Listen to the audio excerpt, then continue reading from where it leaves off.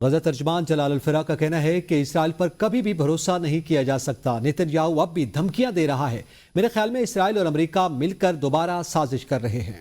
مغویوں کی بازیابی کے ساتھ ہو سکتا ہے اسرائیل دوبارہ حملہ کرے۔ اسرائیل فلسطین کو صفحہ ہستی سے مٹانا چاہتا ہے۔ مزید کہا، امریکہ میں جو حکومت میں آئے گا اسرائیل کے بارے میں ایک ہی پالیسی۔ وہ ABN نیوز کے پروگرام ڈیبیٹ ایٹ 8 میں گفتگو کر رہے تھے۔ اسرائیل کا کوئی بھروسہ نہیں ہے۔ یہ جنگ بندی جو ہوئی ہے پھر دوبارہ جنگ ہوگا۔ نیتن یاہو کیا کہہ رہے ہیں کہ ہمارے پاس ہمارا حق ہے، ہم کسی بھی وقت حملہ غزہ کے اوپر کر سکتے ہیں۔ انڈرٹیکنگ لی ہے، کمٹمنٹ لی ہے کہ 42 دن کے بعد دوبارہ غزہ پر حملہ کریں گے۔ میرے خیال میں یہی مفاہمت ہوئی امریکہ اور اسرائیل کی مابین۔ 470 دن سے ہم ان کو بازیاب کرانا میں ناکام ہوئے ہیں۔ غزہ کے عوام کو بالکل ہستے سے مٹھایا جائے۔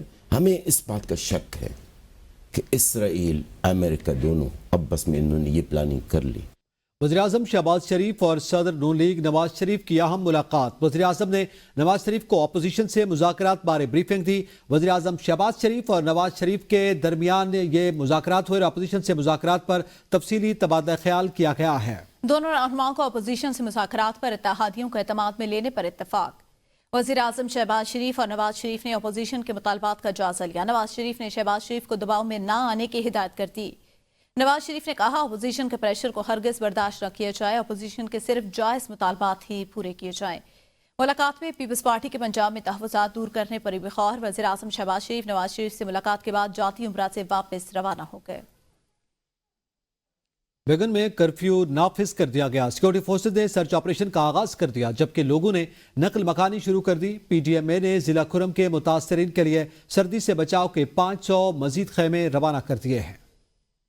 کرفیو نافذ، سیکورٹی فورسز نے سرچ آپریشن کا آغاز کر دیا، لوگوں کی نقل مکانی شروع۔ کھرم کی صورتحال پر اعلیٰ سطح کے اجلاس میں ترجمان حکومت Khyber Pakhtunkhwa, chief secretary Khyber Pakhtunkhwa, IG police کے علاوہ سول اور پولیس افسران شریک ہوئے۔ PDMA نے ضلع کھرم کے متاثرین کے لیے سردی سے بچاؤ کے 500 مزید خیمے روانہ کر دیے۔ 22 ٹرکوں پر مشتمل امدادی سامان میں 1000 کمبل، 1000 رضائی، 1000 پلاسٹک کی چٹائیاں شامل۔ 12 چنار کے لیے ایمرجنسی ادویات کی بھاری کھیپ بھی روانہ کی گئی۔ محکمہ صحت حکام کے مطابق ادویات حکومت خیبر پختونخوا کے سرکاری ہیلی کاپٹر کے ذریعے پہنچائی جا رہی ہیں۔ جرگہ ممبر اور سابق MNA پیر حیدر شاہ کہتے ہیں، کوہاٹ میں بڑی مشکل سے امن معاہدہ ہوا، جسے عملی جامہ پہنانے کے لیے مورچوں کی مسماری سمیت دیگر اقدامات شروع کیے گئے۔ ضلع کھرم میں گرینڈ امن جرگے نے امن معاہدے کی بار بار خلاف ورزیوں اور محصور عوام کے لیے راستہ کھولنے کی غرض سے صدر، وزیر اعظم، آرمی چیف سمیت 14 ذمہ دار حکام کو خط لکھ دیا۔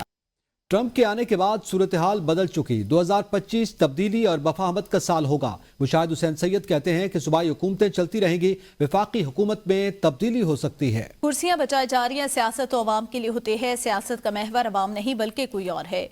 PTI اور اسٹیبلشمنٹ کے درمیان معاملات طے ہوتے ہیں تو امن ہوگا۔ پہلے حکومت کے خلاف اتحادی گروپس بنائے جاتے تھے، یہ پہلی بار ہوا اپوزیشن کے خلاف اتحاد بنائے جا رہے ہیں۔ اپوزیشن لیڈر عمر ایوب کہتے ہیں، بانی PTI نے کہا کہ نہ ڈیل نہ ڈھیل، میرٹ پر فیصلہ ہونا چاہیے۔ ملک میں آئین اور قانون کی بالادستی ہوگی تو ملک ترقی کرے گا۔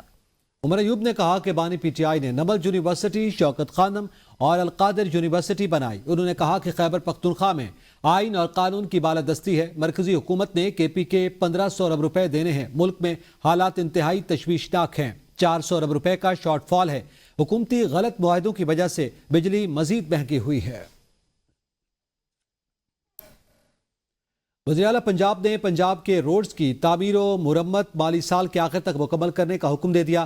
مریم نواز نئے تعمیر، بنیادی اور دیہی مراکز صحت کا معائنہ اور افتتاح کریں گی۔ PND کو اضافی وسائل پیدا کرنے کا ہدف دے دیا۔ وزیر اعلیٰ پنجاب کی زیر صدارت اجلاس میں پنجاب میں بھر میں جاری روڈز اور ہیلتھ کے ڈیولپمنٹ پروجیکٹ کا جائزہ۔